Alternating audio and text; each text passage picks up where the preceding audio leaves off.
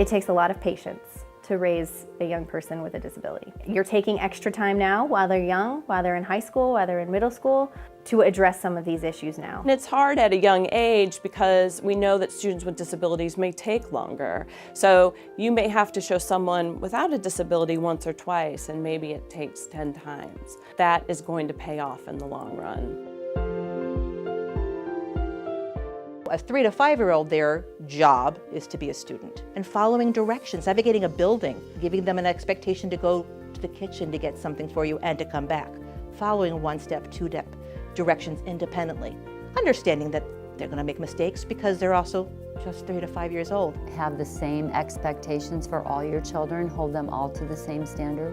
Push your children, urge them to do their chores. As best as you can, try to get kids into a classroom, not into a segregated separate classroom. That was a critical piece in helping him gain responsibility, having expectations of himself, fulfilling those expectations.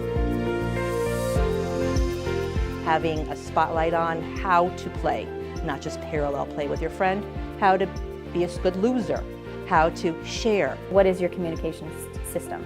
So figure that out. Is it pictures? Is it sign language? Or is it one-word phrases?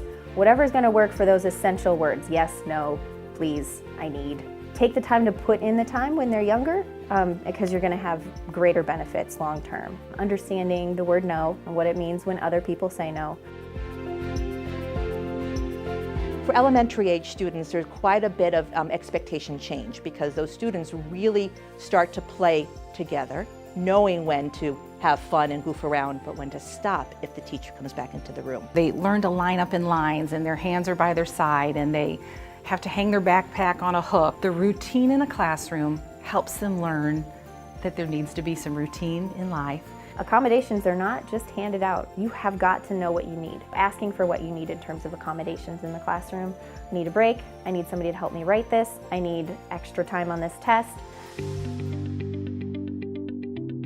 Learning how to navigate the very choppy waters of middle school are incredibly important because your body's changing, the rules change. So those big changes for our students become big barriers if we don't prepare them early on. Cultural appropriateness and what is okay to say and when it's okay to say it. And these are things that a family can do around the dinner table, when out at playgroups, when at a restaurant.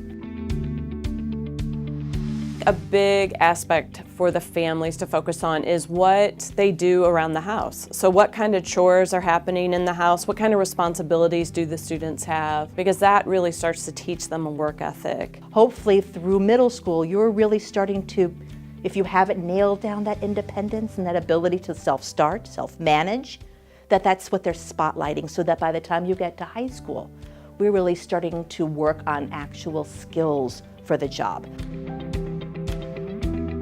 These years that you're in high school, you've got a whole support system around you. Talk to your teachers, involve them in what your concerns are.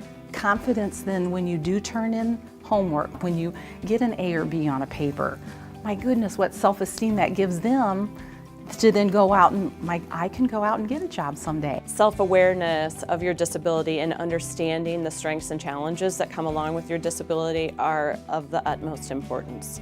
Because if you can advocate and understand what you need to learn best, you're going to get a lot further.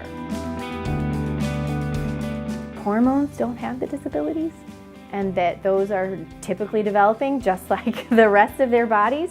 And so if we don't acknowledge that, it's going to come out somewhere else. Open and honest communication about how your body is going to feel, that the feelings are okay. So those big changes for our students become big barriers if we don't prepare them early on for understanding what's going to happen with your body and that it's okay and that it's happening to everybody else.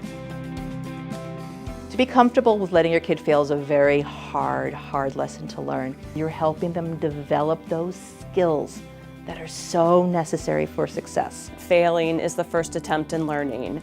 So it's okay to fail. And in fact, most of our growth comes from a time when we have failed and we have learned from that experience.